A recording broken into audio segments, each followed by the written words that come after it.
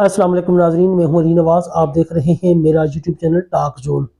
ناظرین 3-4 سٹوریز ہیں، ان کے اوپر بات کریں گے۔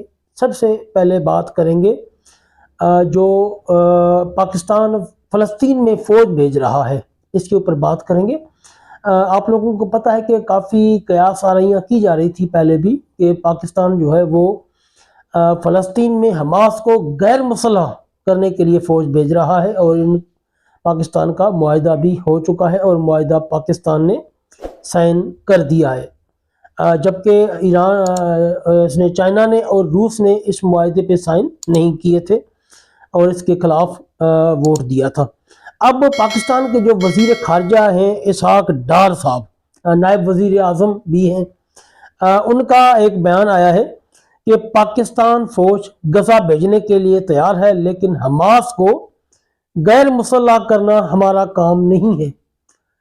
اب ایسے وقت میں بیان آیا ہے اسحاق ڈار صاحب کا کہ ہم حماس کو غیر مسلح نہیں کریں گے لیکن فوج بھیجیں گے۔ بھائی اگر آپ فوج بھیجیں گے تو آپ کی فوج کا وہاں پر پھر کام کیا ہوگا؟ کیا دوسری جو فوجیں ہیں وہ حماس سے اسلحہ چھین رہی ہوں گی، ان کو مار رہی ہوں گی، آپ صرف جا کے وہاں تماشا دیکھیں گے؟ آپ کی فوج جا کے صرف وہاں تماشا دیکھے گی؟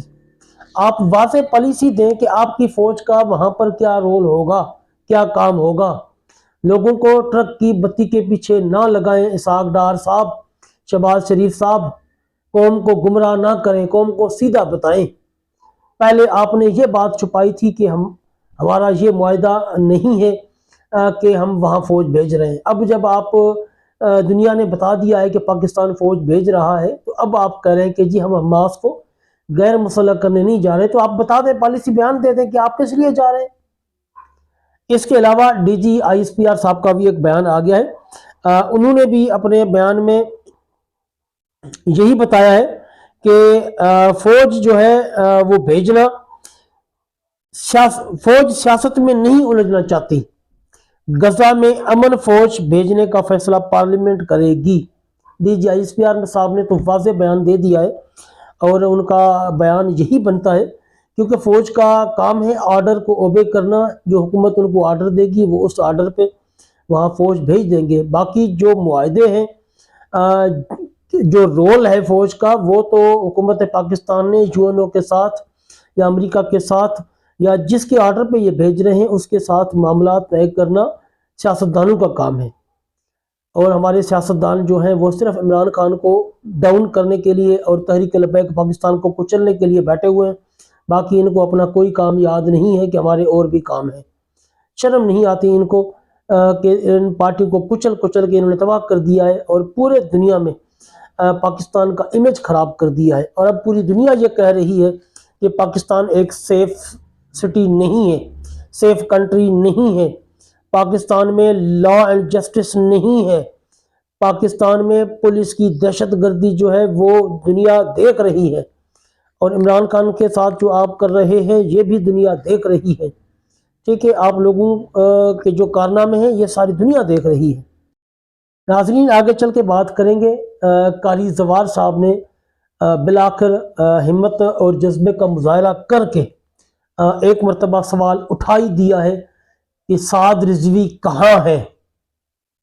اس نے ہائی کورٹ، سپریم کورٹ سے بھی یہ پوچھا ہے کہ آپ بتائیں سعد رضوی کہاں ہے۔ یہ پہلی مرتبہ کسی نے جرات کی ہے پوچھنے کی، وہ میں آپ کو آگے چل کے بتاؤں گا۔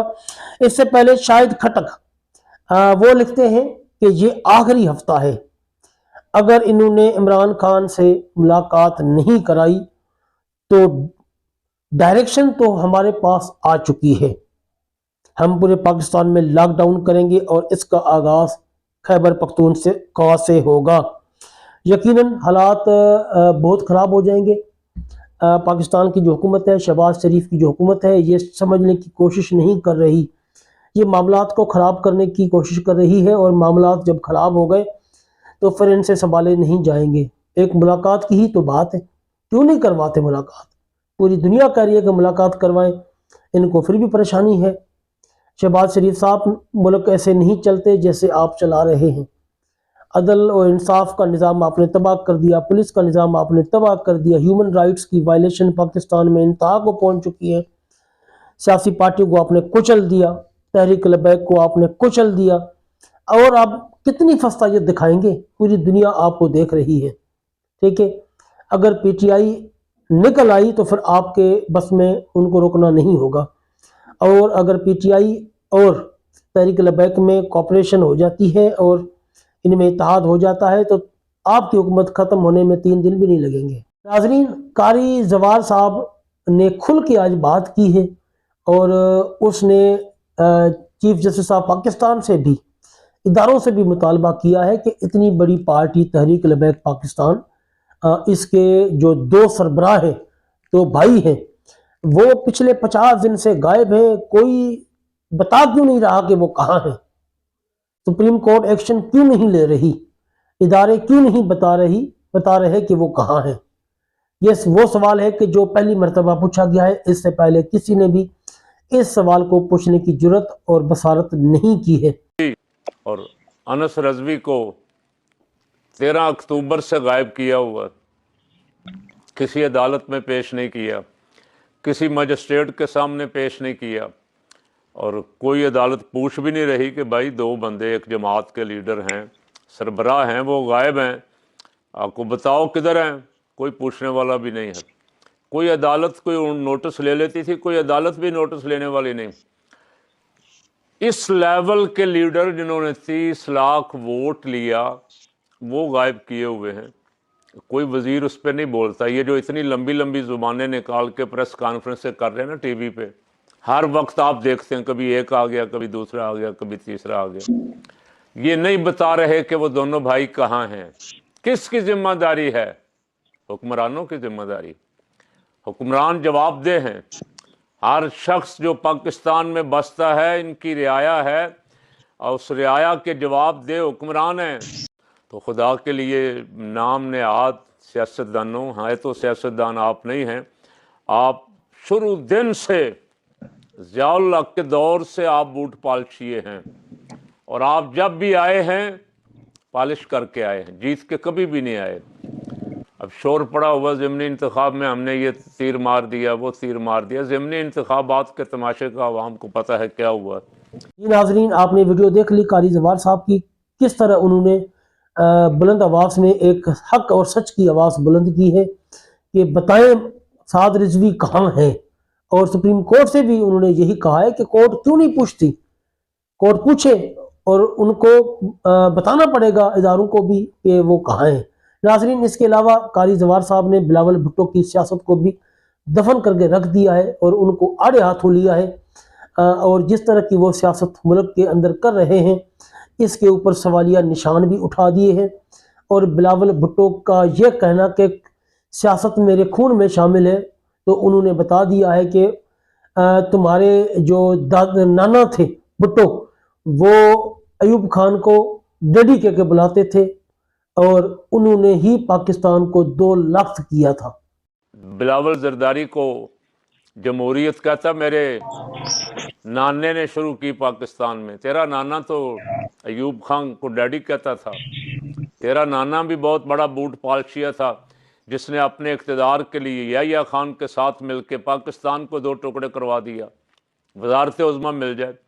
और तुम उससे भी बिलावल साहब आगे जा रहे हो, नाने से भी आगे जा रहे हो। जिस तरह आजकल जो तुम्हारे बयानात और जो तुम्हारी पस्ती और घटियापन नजर आ रहा है, इससे मैं ही नहीं, पीपल पार्टी का कारकुन भी परेशान है। जी नाजरीन, आपने सुन ली वीडियो। कारी जवार साहब बिल्कुल खुल के बोल रहे हैं आजकल। अल्लाह पाक उनकी ज़िंदगी लंबी करे। नवाज शरीफ को भी उन्होंने नहीं बख्शा, ना शहबाज शरीफ को बख्शा है, और उनकी असलियत भी उन्होंने सबके सामने खोल के रख दी है।